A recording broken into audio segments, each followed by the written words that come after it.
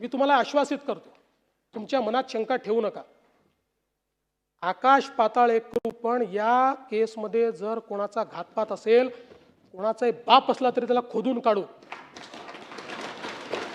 सहन नाही करणार. कदाचित तुमच्या तीव्रतेपेक्षा माझी तीव्रता कमी असू शकते, पण इतकी बोथट नाही आहे की अजितदादांच्या केसमध्ये कोणी कॉन्स्पिरसी करेल आणि आम्ही त्याला सोडून देऊ, त्याचा मुर्दाही खणून काढू, एवढं तुम्हाला मी आश्वस्त करतो. आणि पुन्हा सांगतो, तुम्ही जे प्रयत्न करतात माझं समर्थन आहे, मी त्याच्या विरोधात नाही आहे. फक्त ते प्रयत्न करत असताना माझी तुम्हाला विनंती आहे, तुम्ही तरुण आहात, इतरांची तीव्रता कमी आहे असं तुम्ही समजू नका. कदाचित तुमच्यामध्ये लिडरशिप आहे, तुम्ही समोर जाऊन करतात. काही असे असतील की ज्यांना मनातलं वाटतंय, पण ती लिडरशिप त्यांना दाखवता येत नाही किंवा त्यांच्यामध्ये ती कार्यपद्धती नाही आहे.